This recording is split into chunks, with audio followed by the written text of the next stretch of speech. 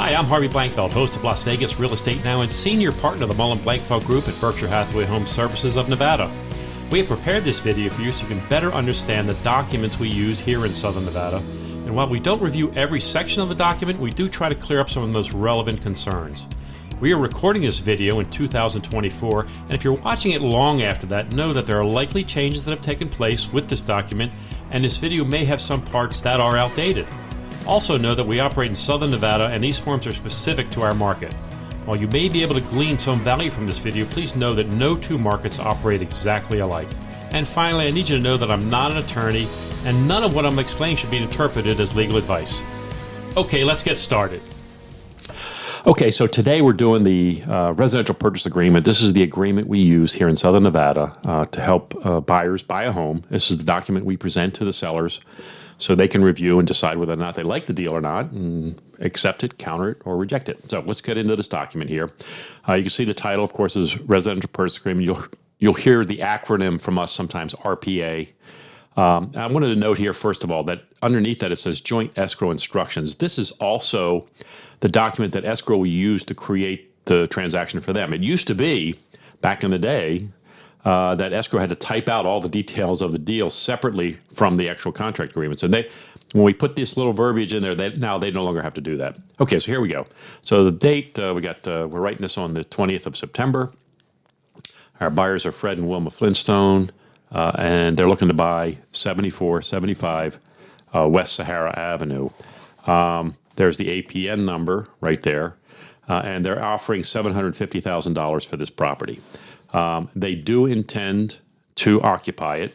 And this is an important distinction because if you're not going to occupy it, you should not check that box because that's actually, and you're borrowing money, that turns into loan fraud. You don't want to do that. So if you're buying it as an investment, identify it as an investment. That's fine. Nothing wrong with that. Okay, so the earnest money, this is the amount of money that the buyer is willing to put into escrow to open up escrow, and that's $10,000 in this case. And it's going to be wired to them within 2 days of acceptance. It's going to be wired into escrow. If there was an additional deposit, you will put it here.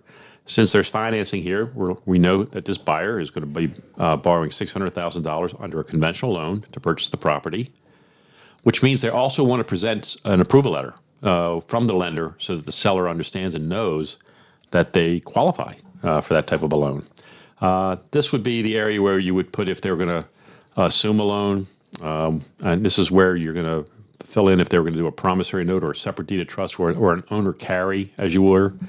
And then down here is the balance of the down payment. In this case, it's $140,000.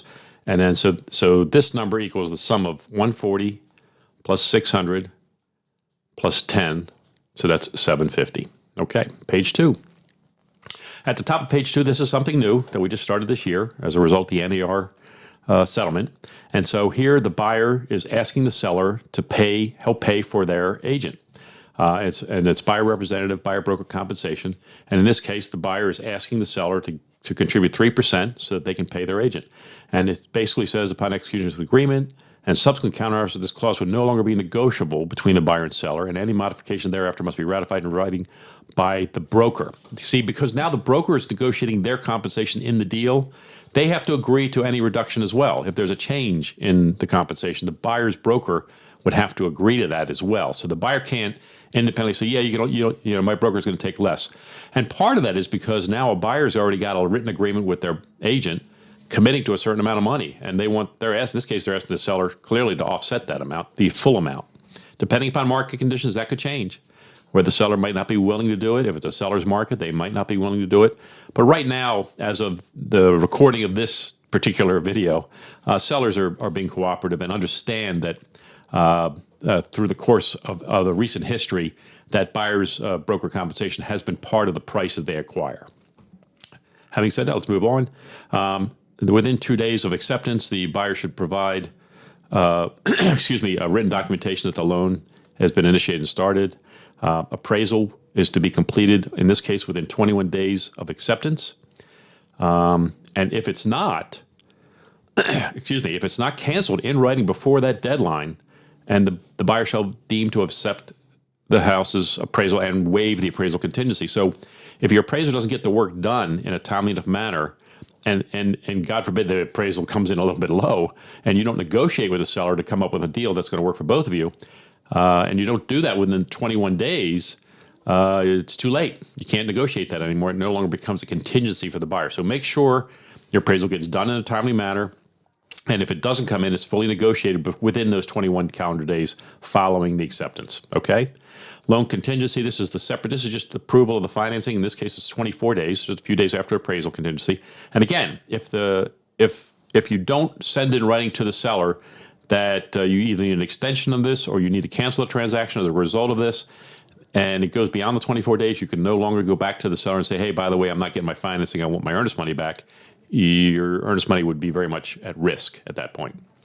If this was a cash deal, you would put in here the number of days you're going to provide written proof of funds that you have the money to buy the home. If this box was checked, then we would need some more paperwork, because basically what you're saying here is that you're buying this house contingent upon selling your current house. And that involves a bunch of twists and turns, including additional documentation. The following fixtures will be transferred free of liens. And I wanted to point out specifically in here the solar power systems. This is something that's happened quite frequently.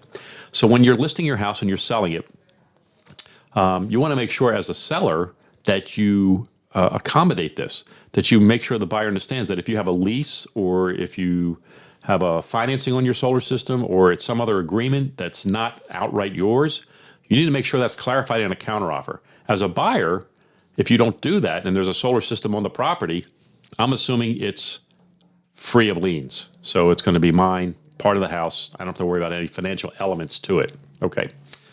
Down here is the additional property that we're asking the seller to include, a refrigerator, washer, and dryer on the property. Up here, you're going to see most of the other things are already included. These are already, again, much like the solar system, ceiling fans, fireplace inserts, windows and door screens, all that's included, including garage door openers. All that stuff's included. So if you're wondering if it's included, and if you're a buyer and you're not sure if something's included, add it in down here, just to be sure.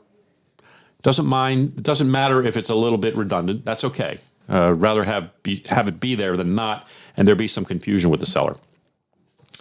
In this case, we're asking Wendy Shaw to handle our escrow at Equity Title. We're going to try to close escrow, or we want to close escrow.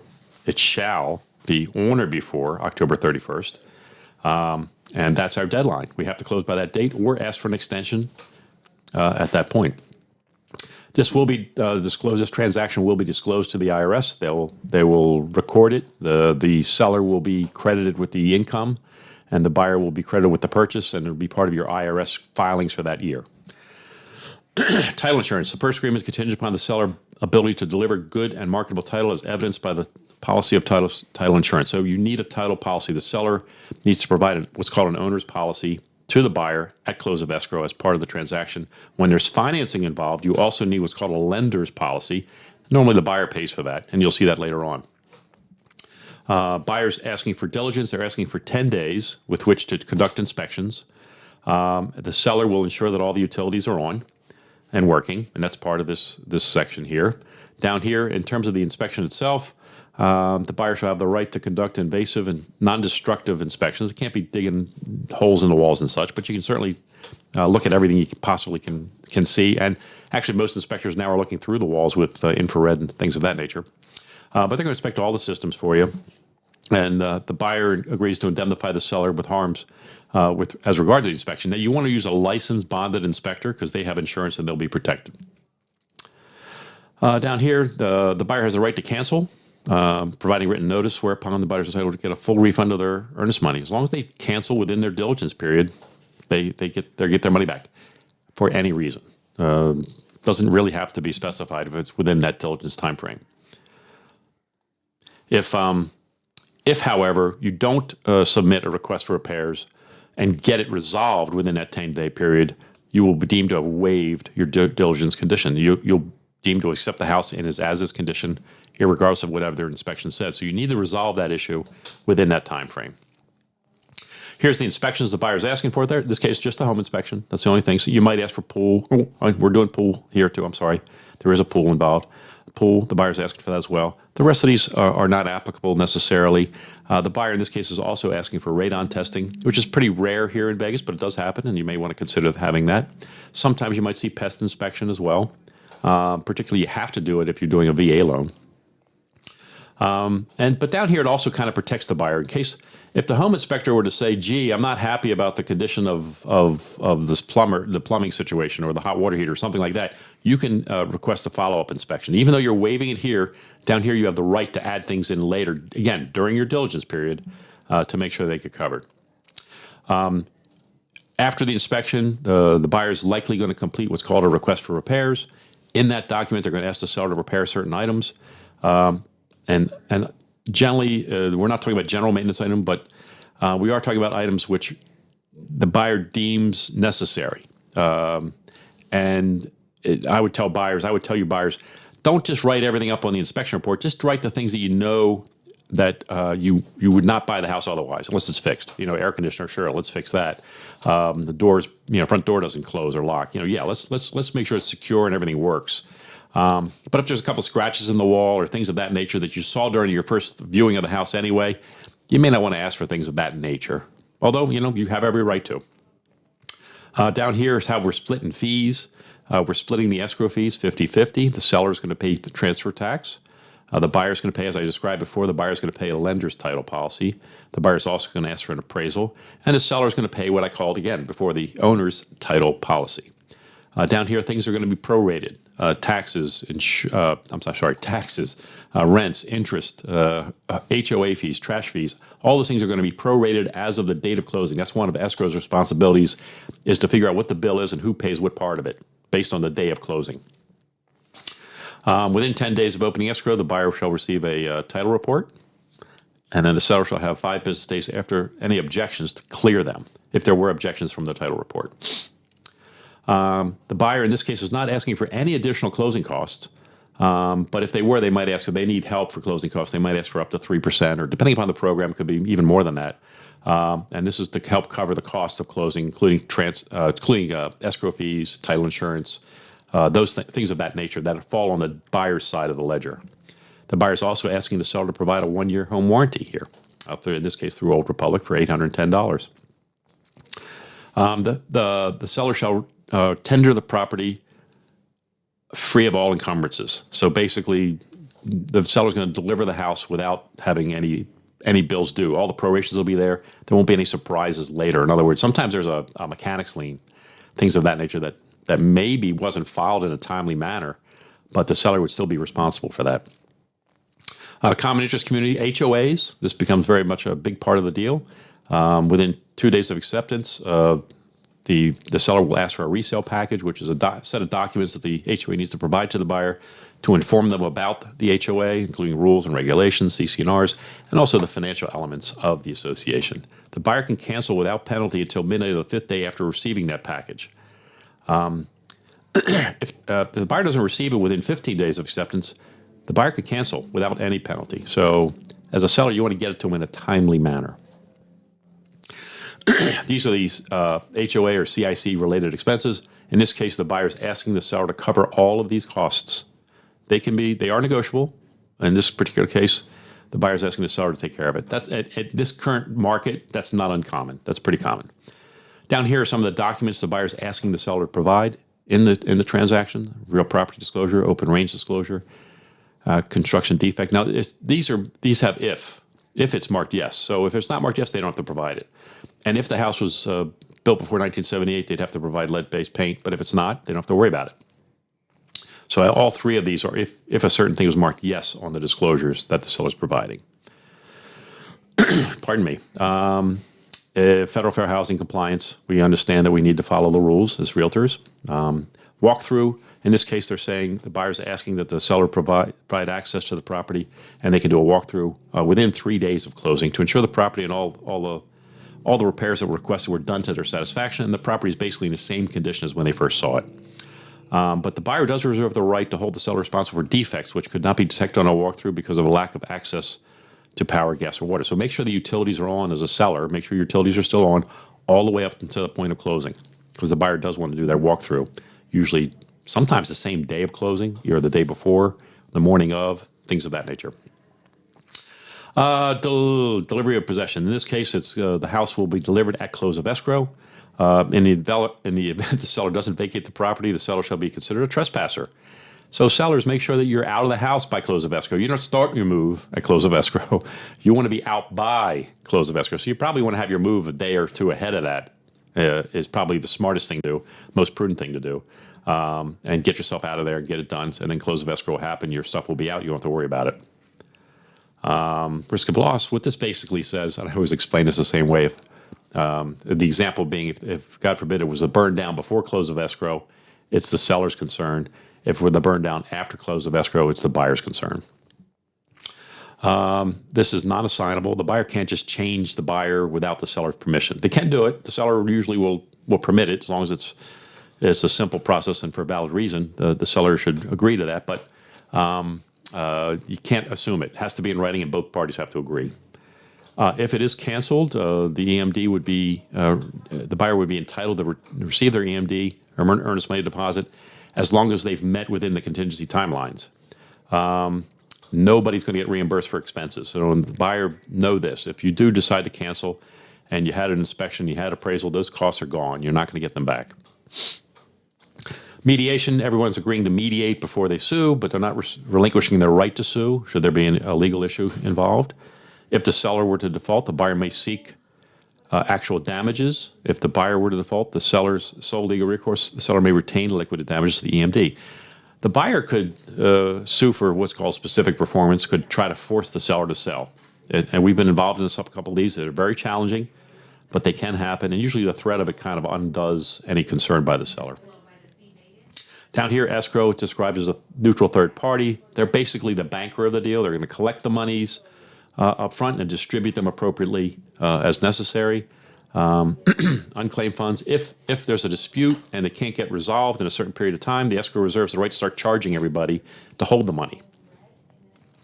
The buyer's compensation, sometimes there's additional fees. Now our broker does charge an additional piece of like $350, and that goes to our brokerage as a specific fee.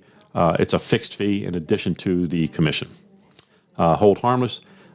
This basically says that the buyer and seller agree that they're not relying on any representations by the brokers or brokers' agents, the homes as is, where is, without representation or warranties.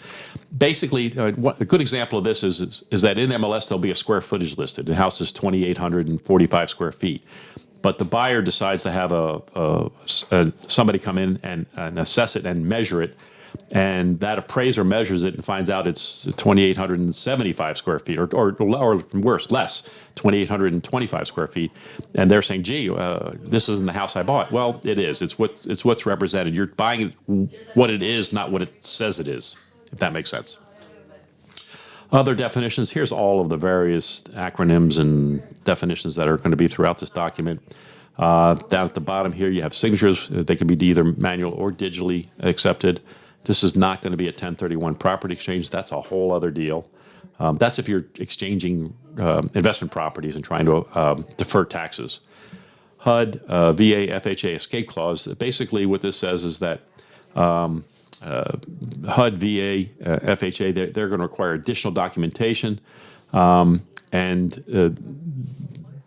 the contract will accommodate. It'll accommodate. Other essential terms: time is of the essence.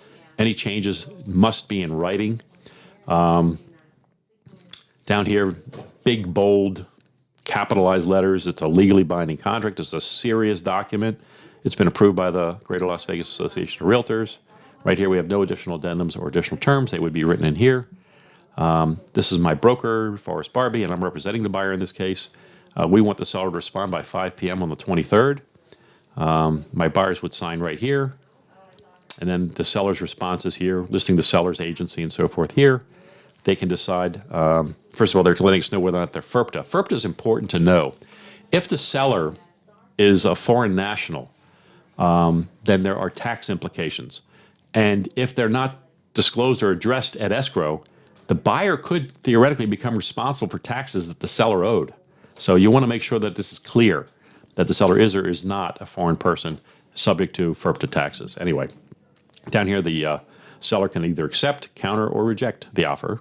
If they're going to counter, they need to put the counter offer in writing. There will be a separate document, a counter offer, that's presented back to the buyer. And that is your RPA, your residential purchase agreement. I hope this is helpful, and I appreciate your time. I hope you found this video helpful. Please feel free to review our other videos at www.lvrealestateradio.com. And once again, thank you for taking the time to learn about this document. And if you have any questions, just call or text me at 702-203-1165.